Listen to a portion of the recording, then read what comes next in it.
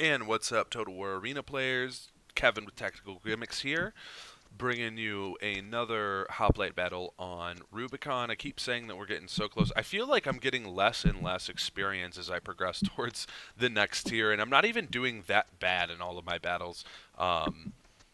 But nonetheless, we're inching closer and closer and closer towards unlocking Carthaginian Cav, and this game's going to get fun. Looks like we have a very strong team composition here, if you look on the left-hand side of the screen. And of course, we are joined by Captain Funny, Mr. Jack. How are you doing, buddy?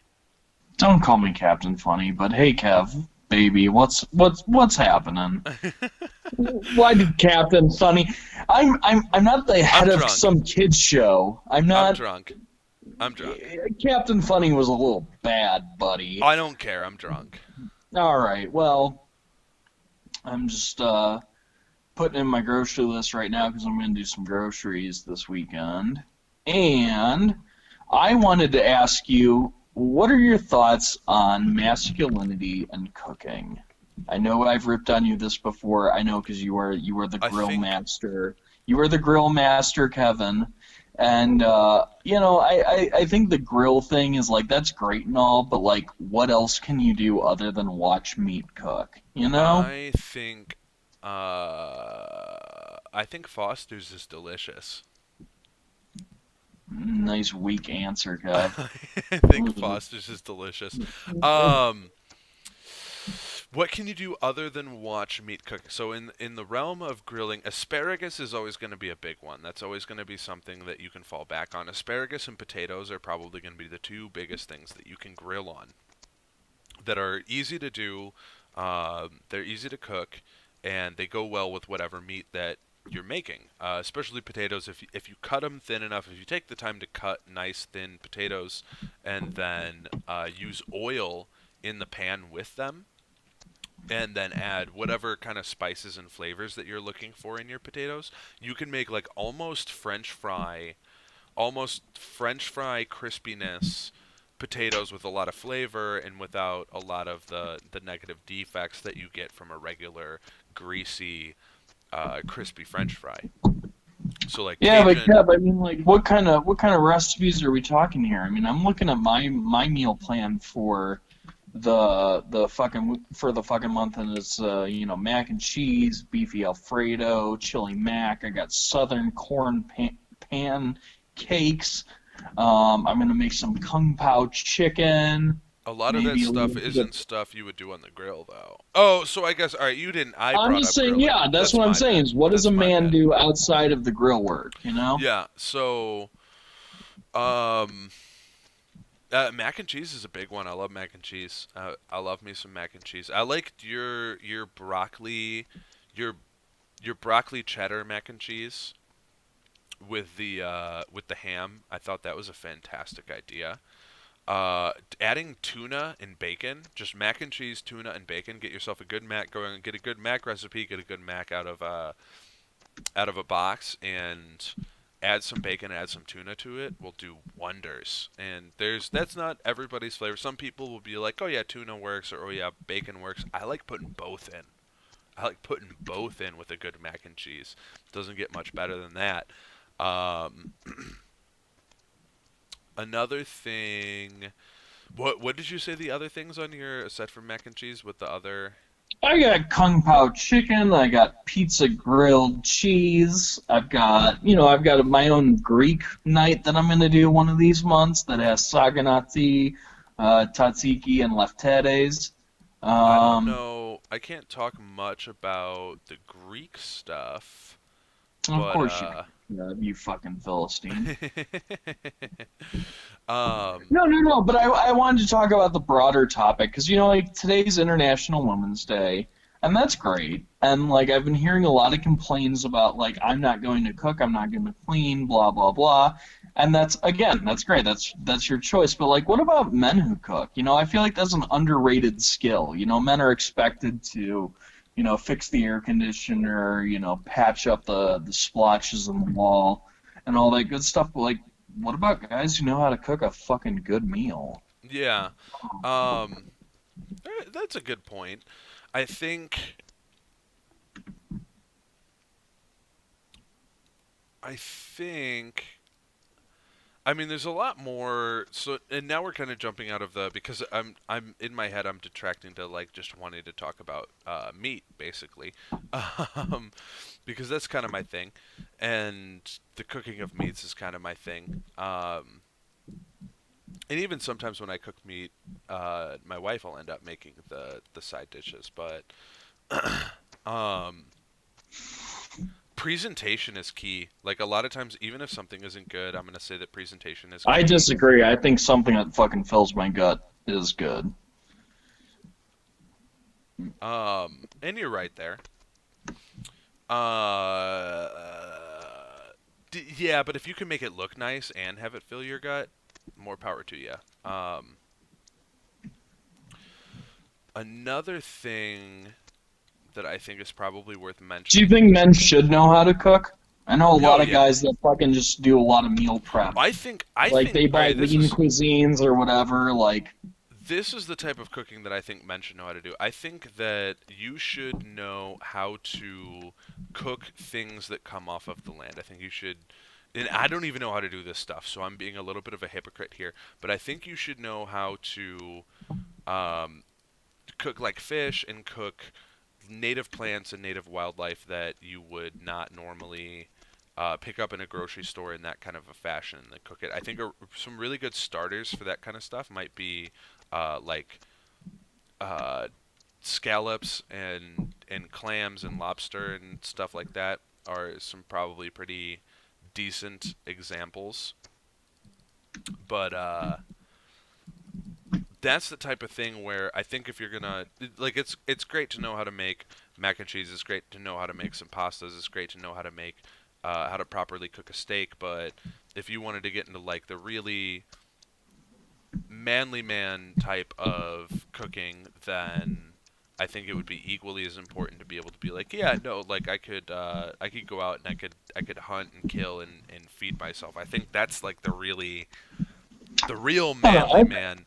Those I kind of think like when I think when people start equating manly man to cooking, they're forgetting the whole point of like, yeah, but you gotta cook with what you can deal with. Like I don't know. I feel like people underestimate the power of being able to cook a good meal, regardless of whether it's done on the grill or if it's done in a pot. You know, I think I'm sick of assuming as if you're a man and you cook, you have to fucking like kill a deer while running after it and then like eat its flesh raw or something like that. Like yeah. that's not my thing. If you can make a good pot of pasta fagioli or whatever, like more for you.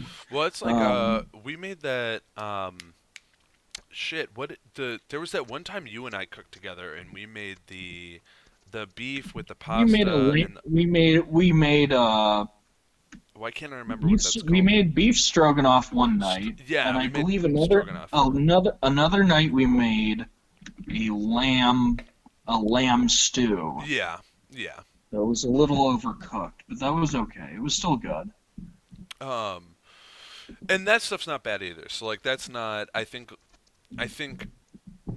there's three kind of elements to cooking that I like to value. Is one of them's practicality.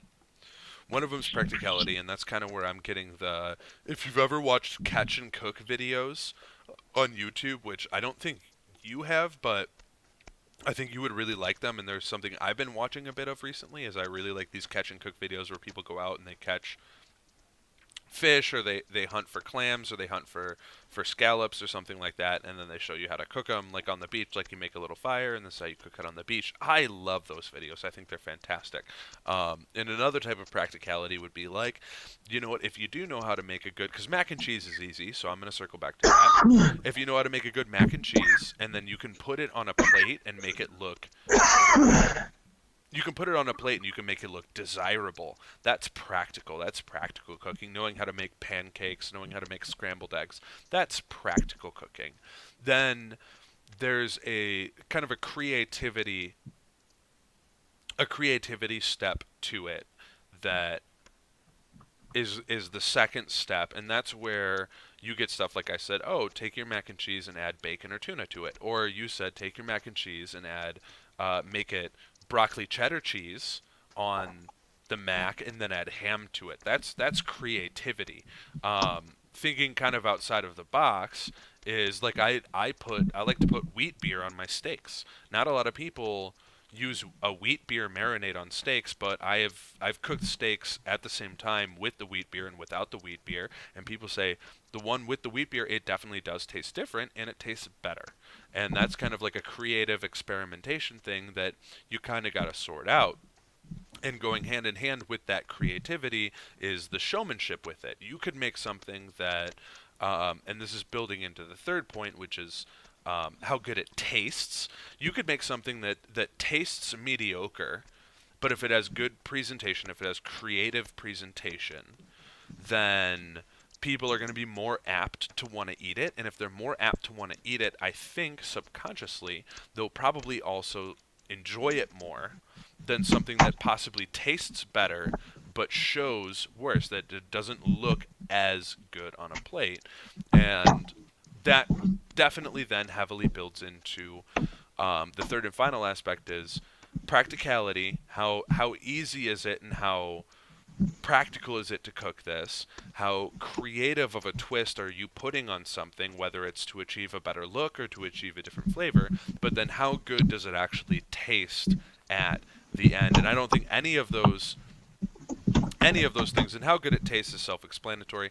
Any of those things are not inherently unmasculine. All of those things are definitely something that I think most men or all men could relate to in building a skill or building a hobby. And I think that's why you see most of the top chefs in the world are men, even though the predominant number, and I could actually be wrong here, but I think the predominant number of like professional chefs are women, but the really high name and high profile chefs are predominantly men. And I think it's possibly because actually I don't want to speculate. I don't even want to speculate on that because I don't think that that's something I don't that, think it's true. no, that's an entirely gender neutral topic. Really. I think that's an entirely gender neutral topic. I would like to see why there's more male celebrity chefs than female celebrity chefs, but in terms of those 3 points, women are just as creative as men. Men are probably a little bit more. I would say men are a little more practical than women, but I think women, on the whole, from the food that I've eaten, more often than not, girls know the recipes to make things taste good. So I think there's a balance there, and that's just my own experience. So if you think that women are more practical, or you think men that you know make inherently better tasting food for whatever reason, I'm not arguing with you. Like that's my experience. The men and women that I know that cook, I think they're equally as creative. I think the women probably get a little bit of a better product in terms of taste, but I think the men are a little bit more practical. They go the easier and the more efficient route, and that's totally fine. But none of those things would conflict with what it means to be a man or what it means to be a woman, and they're great skills to have. I I just want to know that more men are out there cooking is all I want to know about. Well, there has to be. It sounds like I'm kind of a man on his own island in the fact that I cook for myself and I actually cook really good meals. As And I feel opposed like to I'm alone. as opposed to making ultra practical meals that really don't taste that good, relatively speaking. They might be acceptable, like Kraft macaroni and cheese, for instance, to keep repeating the macaroni and cheese phrase. Kraft macaroni and cheese, it tastes good, it'll fill you up. It's not the healthiest thing in the world to eat, but hey, you can survive on it. Like, that's ultra practical. I do think that, like, a lot of our male friends, they probably kind of survive like that, and they probably eat out a lot instead of providing for And themselves. I think that's kind of pathetic. It is pathetic. So I'm going to give you some props there. I'm going to give you some huge props there. I'm going to give you some big props there. What do we got here? This is like this battle's kind of coming down to the wire. I think my team's going to win. I'm out. I didn't even do. I only posted 6th on the boards, and there's some people below me. Two of the people that are below me are actually still going, so I'll probably end up near the bottom of my team here. But I kind of got somebody had to make a move, and I made a move, and I think it caused some turmoil in the enemy ranks that let my other teammates get some points. But I don't really care because I don't give a shit about hoplites, and I'm shooting this to talk to you, Jack, and I love talking about food. I love talking about food. I wish I had some food right now. Yeah, dude, I was just I got nothing in my fridge, Kev. It is a really sad single guy fridge. I had a sad single guy dinner too. I had Chef Boyardee ravioli, which I love, which is not good food, but that is probably one of the most practical things to make, and I think it tastes passable. They put a lot of You meat in talk it. about practical, like it's like the part of food where you have to have it, but you don't want it. Like I never have that feeling. I always want good food. Dude, yeah, but it's how much work are you willing to put into it? So, like, a practical meal may only take you a minute or two to put together. Like, making a sandwich is a very practical meal. A sandwich and chips Okay. and a drink, that's a really practical meal. It'll fill you up, and if you do it right, you can even meet all of your nutritional goals from doing it. Or you could do something a little more complicated. You could do some asparagus and some potatoes and some steak, which is just as healthy, but it tastes a lot better. And depending on how you do it, could even have just the same amount of calories, but the prep time and the creativity that you need to put into it are a lot more intensive and time consuming than Okay, I making a understand what you're sandwich. saying. Yeah, so that's where the practicality comes in, is because then to kind of build off that thing, if you can come up with something that, and we're gonna circle back on mac and cheese one more fucking time.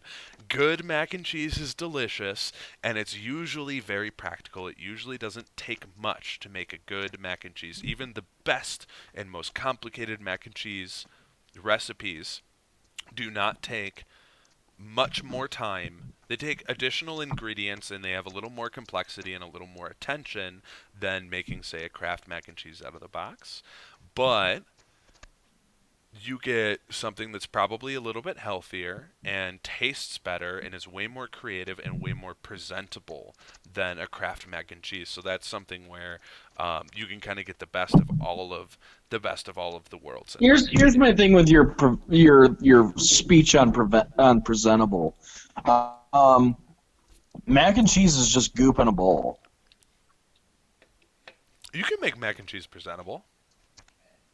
I mean, you could make it more presentable than other mac and cheeses, Have but you at the ever end of the ordered? day, it's just goop in a bowl. Have you ever ordered mac and cheese? Don't overthink it, Kev. It's just goop in a bowl. Have you ever ordered mac and cheese at Panera Bread?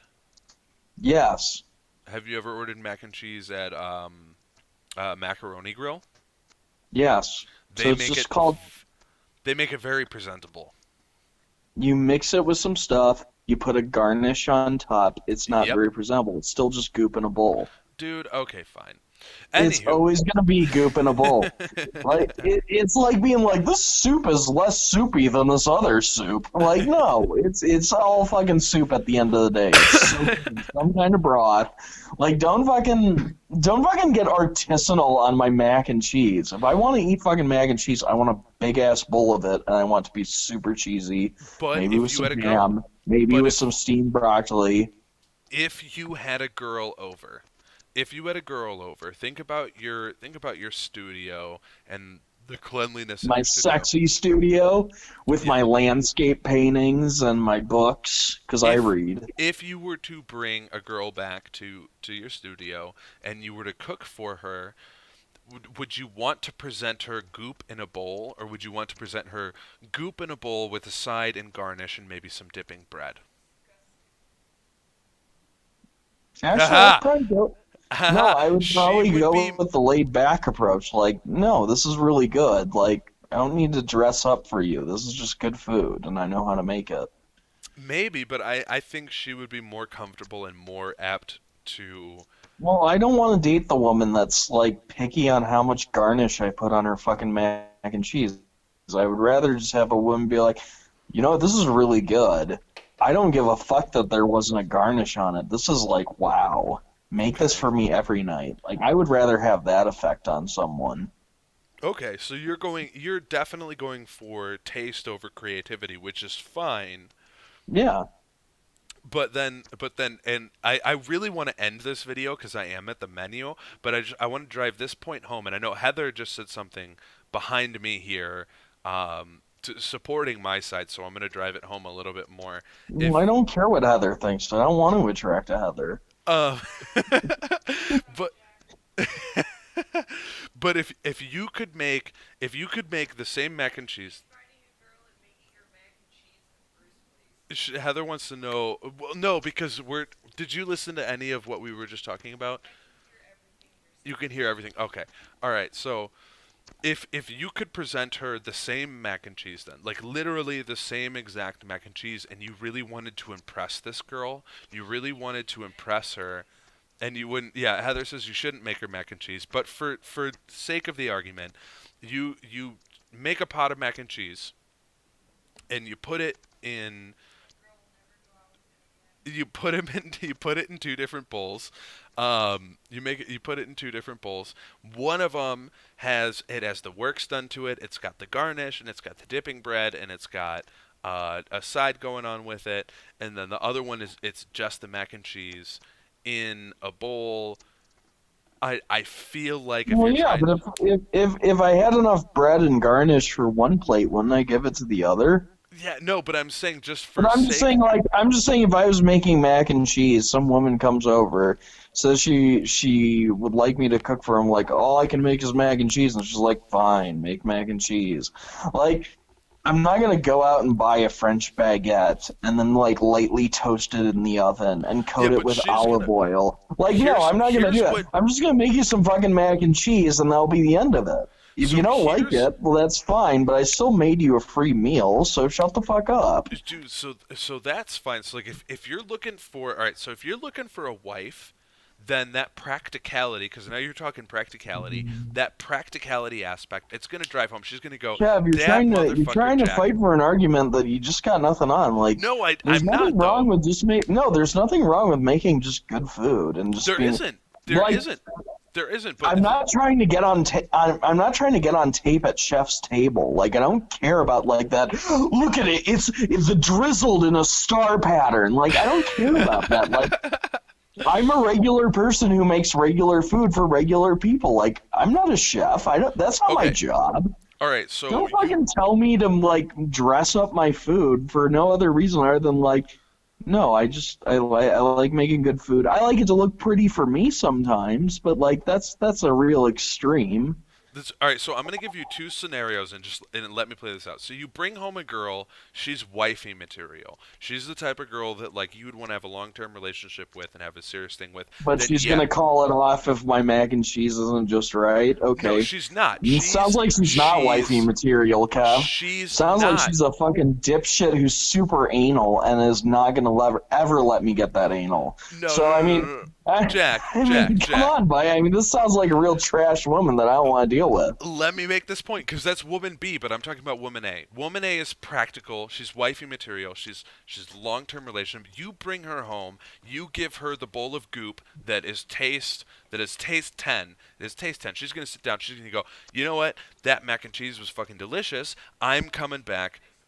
I'm coming back for seconds, and by seconds I don't mean necessarily a second bowl. I mean she's gonna go. I want to go on For another that date. second dick, I right? want to go. I want to, or that second dick, whatever. She's gonna go. I want to go on a date, but she's gonna say I want to go for a second date. But Jack, who I've heard of, which you jump back and forth between. It seems to me, and don't fight me on this right now, because this isn't the video to fight this on. But it seems to me that sometimes you want just a fuck buddy, and sometimes you want a girl that you can sit down with and you can have that. Hey, here's a bowl of goop, but it tastes really good. So if you're going after and you're on a date with a superfluous girl who, you know what, you are just trying to stick your dick in her and you don't really give a shit what she thinks, but maybe the sex is really good, you don't have anything really in common with her, then if you haven't slept with her yet, because things will change after you sleep with somebody, but you haven't slept with her yet, you're still trying to get in the pants, you get her back to your apartment, and before you can just throw her onto your bed and get down to business, you're going to make dinner. instead of just handing her a bowl of goop, you want to impress her. You want to show her that you're better than other dudes and you're worth her time. So you're going to throw the garnish on, you're going to make the sides, and then you're going to wine and dine her with your nice looking and nice tasting dinner that you don't have to do for the practical girl, but you have to do for the superfluous girl who's worth nothing more than her fucking hips. And then you can toss her on the bed and have a romp, and then you probably don't have to do that again. Or maybe you do it once or twice more just to solidify your point. Kev, please elaborate. Who's this woman that I've mesmerized but does not just want a big bowl of my goop?